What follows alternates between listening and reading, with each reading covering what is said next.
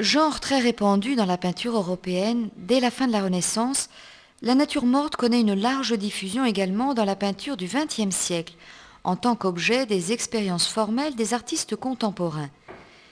Les compositions à base d'objets inanimés figurent parmi les sujets préférés des maîtres du cubisme, qui enquêtent sur la réalité et invitent à une compréhension conceptuelle de l'objet à partir du morcellement des formes et de la coexistence de points de vue multiples. L'adoption de la technique du collage avec l'insertion de papier peint ou de papier journal, comme dans le tableau de Georges Braque, évite de perdre le contact avec le réel, auquel mène la fragmentation excessive des formes qui deviennent méconnaissables.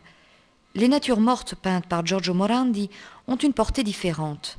Pour ce peintre, les objets représentés évoquent l'intimité rassurante de l'univers domestique, et ils deviennent les témoins muets de la vie émotive du peintre.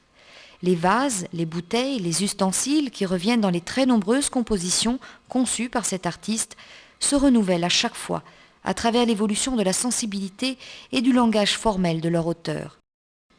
On observe une tendance à la régularisation géométrique des formes dans la nature morte au citron, peinte par Felice Casorati, qui abandonne la voie du naturalisme pour mettre en évidence la pureté des volumes et des surfaces des objets, cernés de contours nets.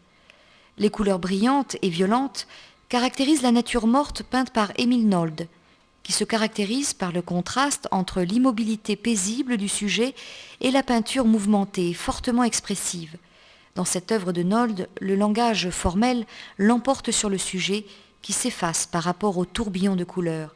Par contre, le sujet s'harmonise parfaitement avec la facture dans la toile de Chaim Soutine, représentant un bœuf écorché, qui repropose un thème assez connu dans la tradition artistique du XVIIe siècle.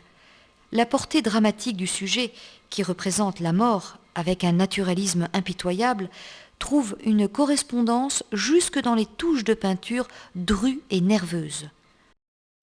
On peut assimiler à une nature morte le tableau de Diego Rivera représentant le marchand de fleurs, bien que la composition, plus travaillée, comprenne également plusieurs figures masculines et féminines.